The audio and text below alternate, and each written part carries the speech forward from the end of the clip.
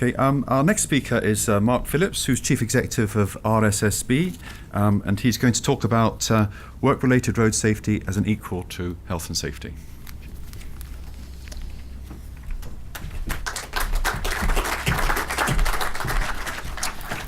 Thank you very much, and I'm delighted to be able to address you here this afternoon.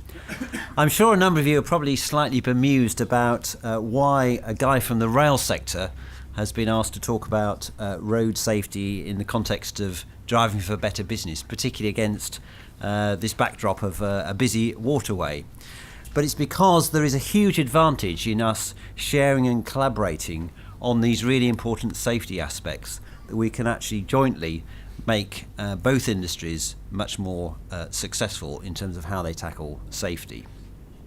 The Rail Safety and Standards Board is an organisation that was formed in 2003 after a major rail accident at Ladbroke Grove, and it was one of the recommendations that came out of Lord Cullen's inquiry. Ladbroke Grove, sadly, 31 people were killed, 523 were seriously injured. And before that report had even been published, there was a further rail accident in 2000 with 4 deaths and 70 injured.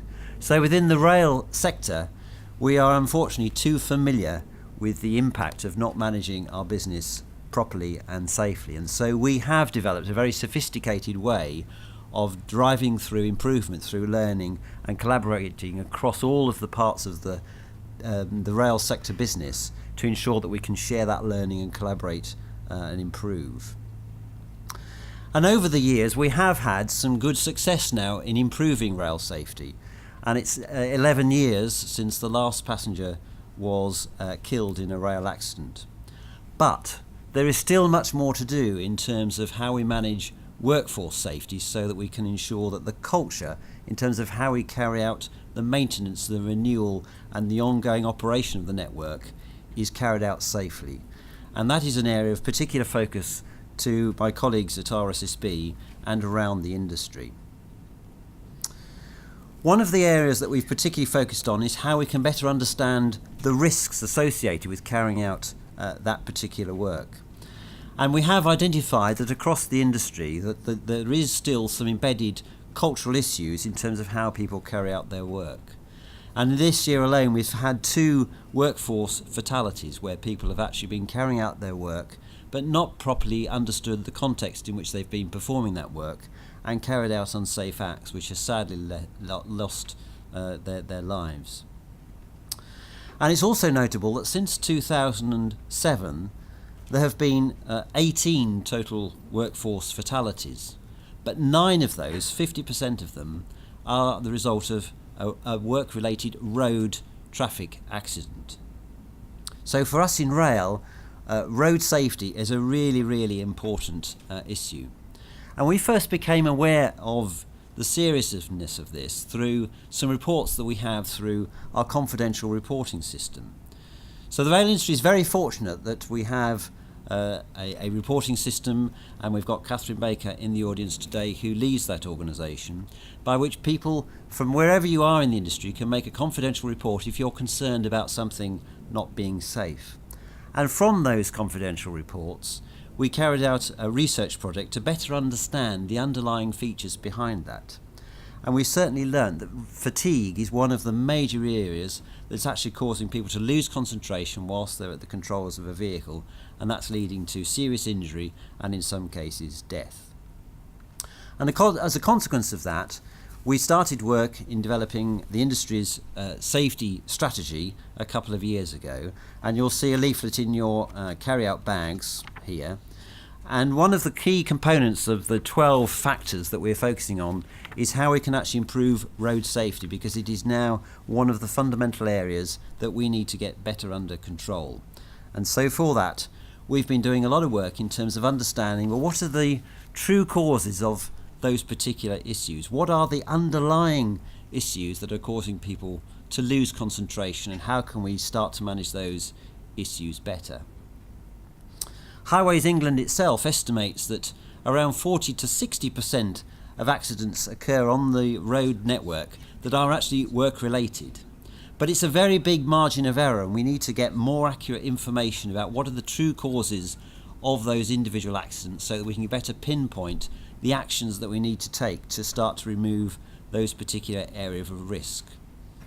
At RSSB, we run the Industry Safety Management Information System, and so for all of the road traffic accidents that occur within the rail industry, we're able to capture and gather that information right from the investigation that's carried out to the individuals that are injured and the resulting accident, and start to track some of the common themes so that in the work that we do, sharing information across the industry, we can point to train operators, to contractors and suppliers, the things that they might need to do to manage those risks better. It is of note that in the rail industry there is still a lot of use of road vehicles, particularly to move train drivers around the network, particularly for engineering vehicles. It may be to provide bus substitution, as we call it, to move passengers in the event of engineering work over the weekend. For example, at Christmas, with major engineering works in Scotland, it was the case that a number of train drivers were actually taxied from Crewe to Scotland in order to carry out their duties. So there was a lot of fatigue at issue in terms of how you were managing the transportation both of the train drivers affected and also of the work bus vehicles to actually move them around the network. So it is a major issue for those of us in the rail industry that we have to consider what are the appropriate arrangements we need to put in place to look after those particular people involved. We've learnt a bit about the telematics that are starting to be utilised both in terms of the infrastructure to make smart motorways and highways and also in the vehicles themselves. And it is the case that Network Rail has fitted all of its vehicles with that type of equipment, so it is able to monitor the actions and activities of all the staff that actually drive those vehicles. But I would suggest that beware of the unintended consequences, because one of the factors that they quickly discovered is that there was a dramatic increase in the use of hire vehicles that weren't fitted with that telematic equipment. So you do have to manage the associated issues with that. But there has been a dramatic and a big change in staff's behaviour. If you go to a depot where you see staff vehicles, whether they're actually their own personal vehicles or whether it's actually a Network Rail vehicle, you'll see they're all reverse parked. You will see a definite improvement in adherence to speed restriction and other road signage and restrictions. And so it has started to have a very deep and meaningful impact and a dramatic reduction in terms of accidents themselves, better use of fuel, so they've got economies from it, and overall improvement in terms of general behaviour in terms of how they carry out their duties. And I think it is important that sometimes you do have to reflect that people will behave in an adverse way unless they've perhaps got something in their background or experience that has actually led to that change. And I think many of us will start to reflect perhaps when we started to drive at a younger age how we perhaps did drive faster, less adhesion to some of the highway rules and regulations.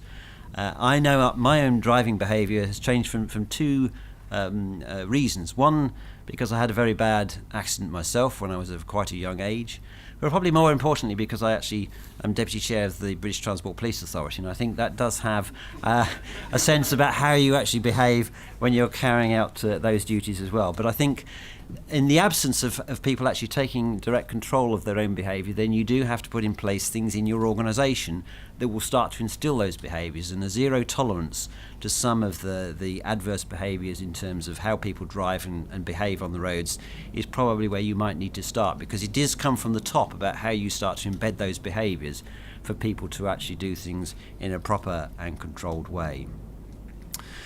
What we would suggest is that there is great opportunity for us to share some of the learning that we've had in rail and how we apply particularly a better understanding of the data and the underlying issues relating to road driving issues, and how we can share that with Highways England and therefore yourselves, and likewise you're learning how you can actually help bring that to help us improve too. And so this whole opportunity to collaborate effectively between organisations is really, really important.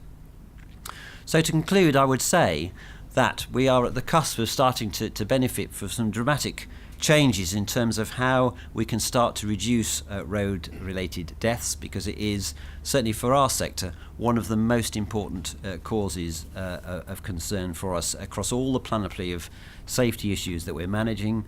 And as I've indicated, it's a consequence of nearly half of the total workforce safety accidents in rail. We do need to understand better what the true underlying issues associated with that are, so that we can make sure the actions that we develop are appropriate to manage those particular risks. We produced our strategy in 2016. We're going to refresh that in the course of 2019, and I'm sure that road-related issues will form an even more prominent part as we start to home in on the particular issues that we need to address. And again, we'll be grateful for continuing to collaborate with Highways England to make sure that that continues to be a really useful document for us. So thank you for listening to us, and thank you most importantly for joining with us in this collaboration. Thank you.